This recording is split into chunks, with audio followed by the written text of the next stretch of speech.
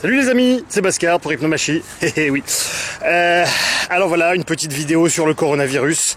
D'habitude, je suis pas vraiment fan de surfer comme ça sur l'actualité. Je vous avais pas fait de vidéo sur les gilets jaunes, en tout cas pas sur les grosses manifs. J'avais un petit peu parlé de leur pensée. J'avais rien fait sur Notre-Dame. Enfin bref, je suis pas du tout fan de ce genre de procédé que je trouve difficilement compatible avec le contenu de la chaîne que je vous propose.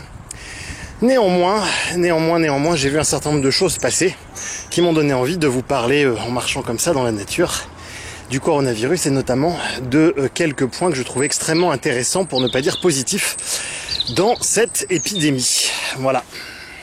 Alors bien sûr, il n'est pas question de voir du positif pour ne pas se connecter à la souffrance des gens qui meurent, à la souffrance des gens qui ont peur. Alors sur les réseaux sociaux, chacun y va de sa petite narration, hein. Les survivalistes sont contents parce que c'est enfin l'apocalypse tant attendu. Pas mal de socialo-communistes disaient « Ah bah enfin, Macron se rend compte qu'il faut un état-providence et qu'on peut pas s'en passer, etc. » Bon, tout ceci relève bien évidemment du biais de confirmation. Et c'est ça que j'ai vraiment trouvé très intéressant en termes de psychologie sociale, justement, c'est de voir les réactions des uns et des autres et de voir à quel point il y avait une espèce de dépendance cognitive aux différentes narrations. En effet, cela fait remonter la peur de la mort, la peur de l'anéantissement, la peur de l'impuissance face à la mort. Et donc c'est très logiquement qu'un certain nombre de gens ont relayé comme ça plein de... Alors j'aime pas le mot fake news parce que c'est un conflit mimétique qui coupe le réel en deux entre le fake et le pas fake, hein, vous savez bien que c'est n'importe quoi. Mais en tout cas, plein de gens ont relayé comme ça sur les réseaux sociaux des listes de choses à faire pour se prémunir qui tenaient la plupart du temps de l'ordre de la pensée magique pré-rationnelle. Mais bon, comme vous le savez, le cerveau a beaucoup de mal à se dire « Ah bah je suis en danger et je ne peux rien faire ». Et c'est pour ça que ça, c'est une des premières choses qu'on veut essayer de travailler en termes d'hypnomachie. Oui, je touche une barre en fer, ça fait jeton. C'est une des premières choses qu'on a envie de travailler en termes d'hypnomachie, c'est d'accepter le fait que nous allons mourir, le fameux memento mori de la tradition. Nos sociétés modernes sont conçues pour nous faire oublier précisément que nous allons mourir, hein. La plupart d'entre nous n'avons pas été éduqués dans un environnement militaire, dans un environnement médical, dans un environnement dans lequel la mort est plane, rôde en permanence. Au contraire, la société moderne fait tout pour essayer de cacher les malades, de cacher les hospices, de cacher les différents handicapés, etc. Et fait tout pour nous divertir, hein, au sens étymologique, hein, l'inverse de convertir, puisque lorsque on sait que la mort plane, eh ben, on a une relation assez particulière avec la vie. En général, on la goûte, on la savoure à chaque instant, et on n'est pas dans cette espèce de fuite de soi permanente que nous propose l'industrie du divertissement et du spectacle. Alors, ce que j'ai trouvé intéressant dans l'épidémie du coronavirus, c'est justement le retour de la mort dans le champ de conscience de nos concitoyens. Cette mort qui était considérée d'un point de vue totalement théorique se met justement à redevenir quelque chose d'extrêmement concret, d'extrêmement pratique. Et ça, je trouve ça intéressant parce que très souvent, la conscience de la mort donc a été sacrifiée dans la construction intrapsychique de nos caractères et de nos personnalités. Et donc, si on n'a pas fait un travail particulier que peuvent faire par exemple certains médecins urgentistes, des croque-morts, des pompiers. J'ai un ami pompier comme ça qui me racontait des fois comment il récupérait des cadavres sur les bords d'autoroute, etc. Ou des militaires. Moi, j'ai fait ce travail par les arts martiaux, hein, où on doit développer une espèce de conscience aiguë de la mort. Mais je vous parle des arts martiaux pratiqués avec un certain niveau d'engagement. Je vous parle pas de faire 2 fois 1h30 dans un club sportif du coin. Je vous parle de vraiment se mettre en danger physiquement. Voilà, ça ramène à une certaine forme d'essentialité qui est passionnante en termes d'hypnomachie et dans différentes voies spirituelles. Moi personnellement, quand j'étais plus jeune, je me disais oui, les voies spirituelles, accepter ce qui est, oui, c'est très bien, mais si jamais je te sors le couteau et que je commence à te planter avec, est-ce que tu restes dans cet état de plénitude spirituelle ? Un couteau, ça. Ça, c'est un couteau, fils. Il y a un certain nombre de témoignages de personnes qui arrivent tout à fait à ça alors qu'elles n'ont jamais fait ce genre de pratique.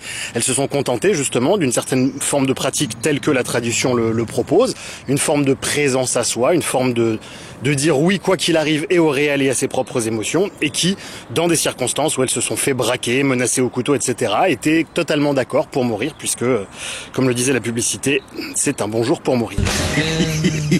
Alors effectivement, on peut rebondir sur ses pattes en disant qu'on peut tout à fait rester avec soi dans le fait fait qu'on n'arrive pas à rester avec soi et dans le fait qu'on est en train de paniquer, qu'on est en train d'avoir peur pour sa vie, qu'on est en train de péter un plomb et simplement accueillir le fait qu'on a peur pour sa vie, qu'on pète un plomb, etc. Et c'est pas absurde du tout de ce point de vue-là, le fait d'avoir une formation spécialisée, donc médicale, militaire, etc.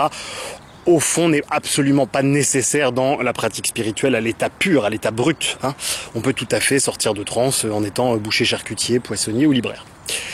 Un deuxième point que j'ai trouvé extrêmement intéressant dans le coronavirus, c'est la prise de conscience au niveau collectif, pour ceux qui ne l'avaient pas, que beaucoup de choses pouvaient changer du jour au lendemain. Énormément de gens ne sont pas conscients de leur potentiel créatif. Ils se contentent de vivre dans des petites cases qui leur ont été imposées par voie hypnotique par la société et par les médias. Vous savez, c'est le fameux « oh mais de toute façon on peut rien faire, le système il est ce qu'il est, etc. etc. » Non, déjà c'est pas vrai, puisque le système se construit par voie hypnotique et que chaque individu étant un relais justement de cette hypnose de groupe, il suffit qu'un certain nombre d'individus fassent autrement pour que les choses soient autrement. C'est une lapalissade évidemment. Mais ce que je trouve intéressant dans cette épidémie de coronavirus, c'est qu'on a pu voir justement, alors tout le monde a entendu parler de la baisse de la pollution en Chine suite à l'arrêt de l'activité économique.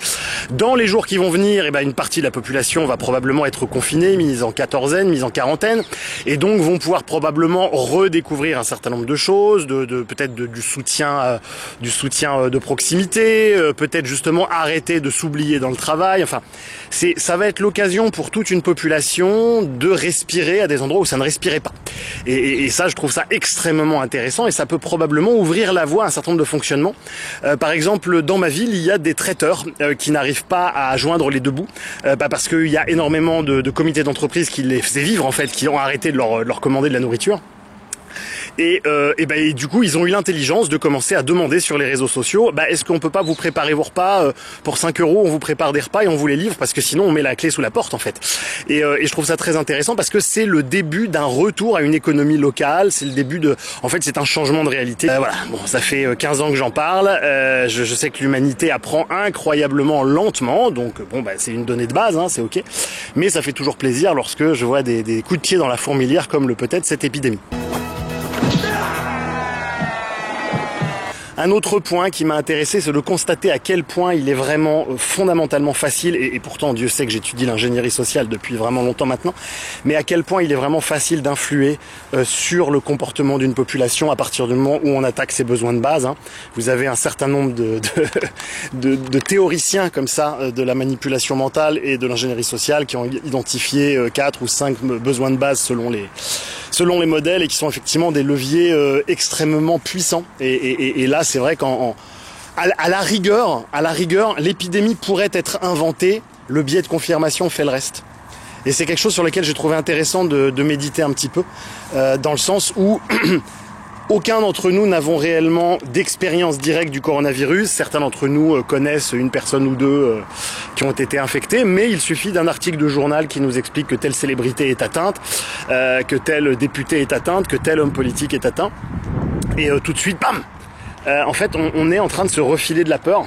Donc je suis pas en train de dire qu'il faut pas en tenir compte, je pense même que c'est très intéressant d'en tenir compte, mais de juste garder un niveau d'attention sur aussi la narration, comme quoi dans le futur il se pourrait tout à fait que ce soit exactement les mêmes patterns qui soient utilisés, mais de façon cette fois-ci totalement fausse ou inventée. J'ai trouvé ça intéressant aussi comme... Je vous livre un peu les réflexions en vrac, vous en faites ce que vous voulez après. Pour la petite anecdote, d'ailleurs, vous avez des chercheurs comme ça en psychologie évolutionniste qui ont montré que les épidémies dans l'histoire de l'humanité, là on parle sur plusieurs milliers d'années, mais centaines / milliers d'années, ont montré qu'il y avait des impacts sur la personnalité dans les zones qui ont connu de fortes épidémies. C'est-à-dire que dans les zones qui ont connu de forte épidémie, on avait beaucoup plus d'introvertis que d'extravertis. Parce qu'en effet, les extravertis ayant tendance à aller vers les gens, à s'occuper des gens, à interagir avec les gens, contractaient davantage la maladie et donc ne survivaient pas, transmettaient moins leurs gènes, etc. Et donc on a une plus forte prévalence d'introvertis dans des zones donc qui ont connu de fortes épidémies et inversement donc plus d'extravertis dans des zones qui n'en ont jamais connu. Voilà, je vais trouver ça intéressant, je vous le file comme ça, c'est cadeau. Enfin, je pense que ça peut être le début d'une véritable réflexion. Alors je vois bien qu'il y a plein de gens qui récupèrent ça dans une espèce d'idéologie basée sur la peur, qui disent non, la santé ça n'a pas de prix, la santé ça n'a pas de prix, Monsieur Macron, la santé ça n'a pas de prix. Eh ben si, la santé ça a un prix. Ça a un prix dans le sens de rester en bonne santé demande des ressources, et les ressources sont limitées, corollaire, la santé a un prix. Alors c'est peut-être atroce, c'est peut-être horrible, c'est peut-être extrêmement désagréable à penser quand on est un enfant dans un corps d'adulte et qu'on aimerait être protégé par un papa ou une maman imaginaire, mais dans le monde réel, il n'y a pas de droit à la santé. Voilà, bienvenue dans le réel.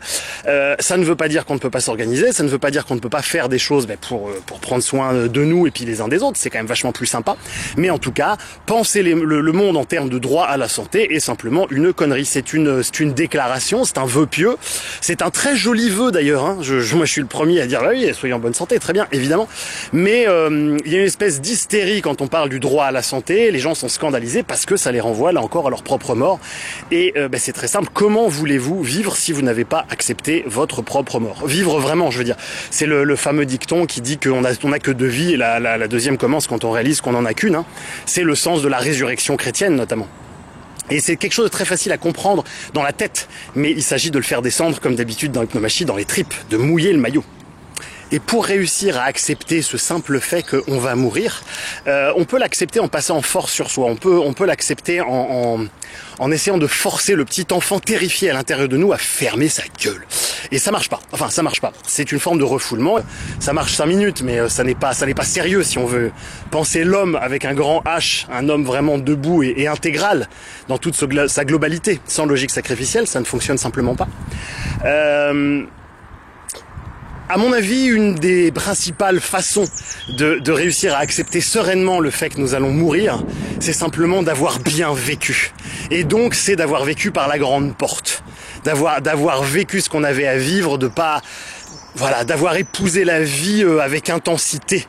Et comme dirait un de mes vieux maîtres, on peut se permettre de quitter la table à partir du moment où on a bien dîné. Voilà. Donc ça, c'est un point que je trouve vraiment inspirant et intéressant dans tout ce qui se passe sur le coronavirus. Voilà, et je voudrais terminer cette vidéo en vous racontant justement 2 histoires qui illustrent ça. La première histoire, c'est, comme vous le savez, pour ceux qui suivent ma chaîne depuis longtemps, j'ai été opéré il y a quelques mois. Et à un moment donné, lors de l'opération, il y a eu quelque chose qui s'est mal passé. Et j'ai senti littéralement mon corps commencer à partir. Je sentais toute ma biologie qui était en train de foutre le camp, mais littéralement. C'était même pas un malaise vagal, c'était bien pire que tout ça. Des malaises vagaux dans les arts martiaux, quand on pousse un peu la machine à fond, on sait ce que c'est. J'ai relativement l'habitude de gérer mes déséquilibres hormonaux liés à l'adrénaline, à la noradrénaline. Mais là c'était vraiment un truc que j'avais jamais vécu de toute ma vie. Et quelle ne fut pas ma surprise de voir qu'au moment où j'entendais le truc qui faisait tut à côté de moi, et que je perdais conscience, je suis resté avec moi en état de pleine présence et je n'ai pas ressenti le besoin de me raccrocher à des hochets, à des idoles ou à des phénomènes hypnotiques pour me protéger de ce qui était en train de se passer. J'étais simplement comme le dit un peu ou le suggère le bardo Todol chez les bouddhistes, j'étais simplement en train d'accepter que la vie était en train de partir. Bon, 2 charmants personnels hospitaliers m'ont ramené parmi les vivants et je les en remercie. Mais en tout cas, ça a été pour moi une expérience assez forte parce que c'était incroyablement concret et à ce moment-là, je ne pouvais pas me cacher derrière de l'idéologie, derrière des bullshit, derrière des faux selfs. Dans ce genre de cas, c'est ce qu'on appelle des moments de vérité, hein. Et donc c'est un état d'être qui vous permet d'être au centre de l'action, qui vous permet d'être posé dans votre respiration, qui est un état dénué de transe hypnotique et de logique sacrificielle. Voilà, je sais que c'est redondant, que c'est récurrent. En même temps, c'est un peu le thème de la chaîne.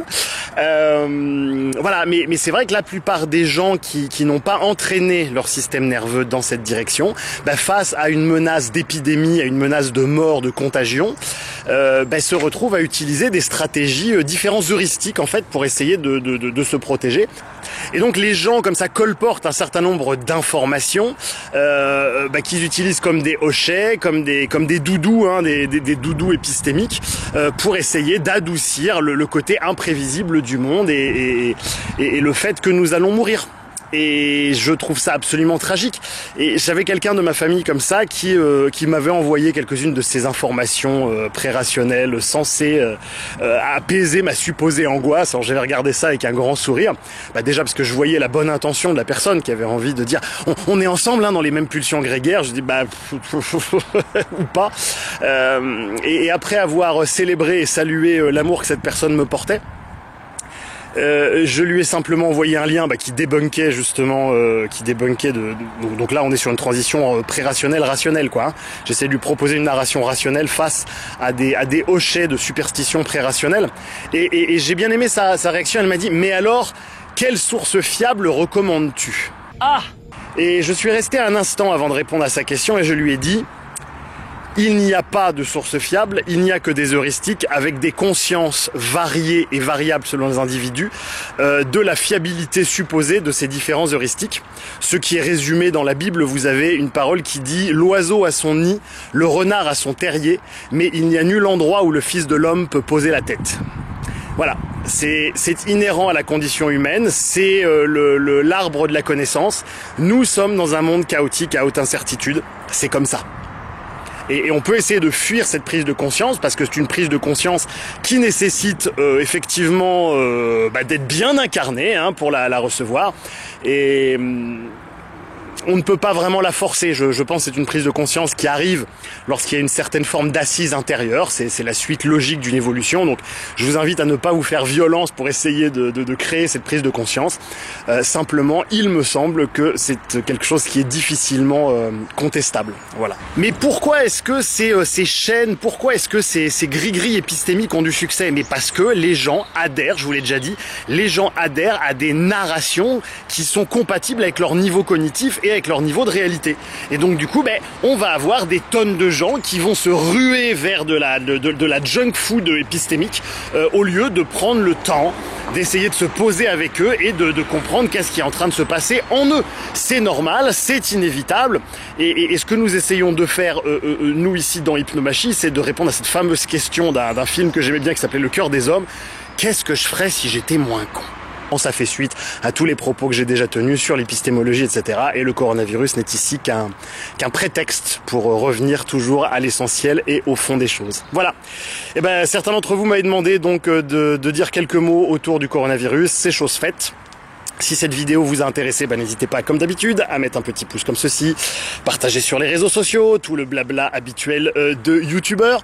Je lirai avec plaisir vos remarques, vos questions ou vos informations dans les commentaires. Essayez de ne pas en faire, s'il vous plaît, une espèce d'arène autour de j'ai raison, t'as tort, c'est moi qui ai la sécurité, c'est moi qui ai le meilleur heuristique, ça n'a absolument aucun intérêt. Et sur ce, je retourne me confiner chez moi pendant quelques jours. Salut Internet. Putain! Moi je croyais d'avoir des gros cerveaux comme les vôtres. Ça servait à passer le cap digestif. À se poser 2-3 questions. Du genre qu'est-ce que je ferais si j'étais moins con? Ça se trouve la réponse elle est peut-être pas au-dessus de vos forces. Encore faut-il se poser la question. C'est vrai, vous faites chier à la longue. Les trois.